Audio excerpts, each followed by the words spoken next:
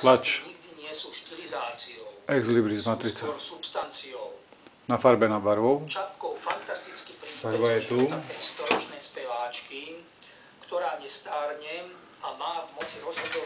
Nafarbil som to, teraz to budem vytierať. Tie všetky farebné akcenty. Hej. Janáček hru videl 10. decembra 1922 a v nadšení začal ihneď rokovať so známym literátom a novinárom o povolení použiť text. Ich rozhovory boli zdĺhavé a napäté. Janáček bol známy tým, že voči predlohe pristupoval vždy veľmi voľne a Čapek sa obával prípadných deformácií či významových skratov, aké boli v prípade unikátneho príbehu celkom reálne. Až po 8 mesiacoch sa Janáček s Čapkom dohodli a Janáček začal usilovne pracovať na líbení. Vnútri tampónu je bavlna, mäkká bavlna, na vrchu je silon, pevná látka, nesavá umelina.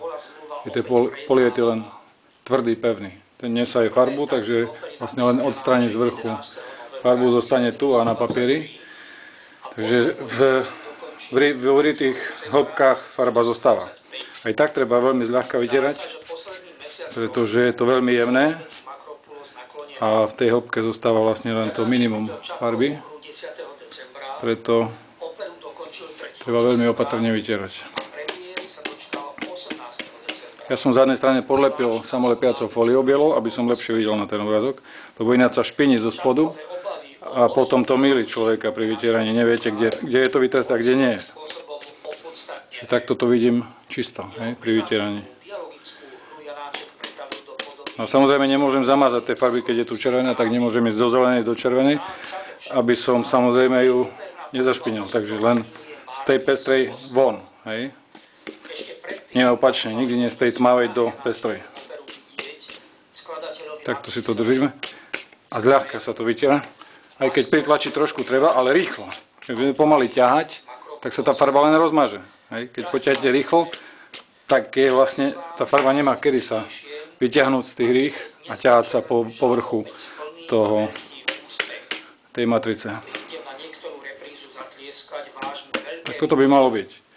Ale teraz ešte je potrebné. Zišlo by sa teda vytrieť aj fazetku dookola a vnútro tohto tu takisto. Buď zvonku, alebo z tejto, vidíte koľko farby je tam. Tam musí byť čisté toto.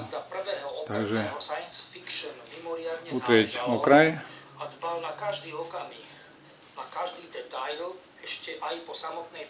Dávajú Janáčkov Makropulos. Predtým dávali Taťu Kabanovú. Celú operu non-stop, bez prerušenia. Super. Veľmi kvalitne naspievané, nahrané. Takže to by sme mali. Vyskúšame, či to pôjde. Či to bude dobré.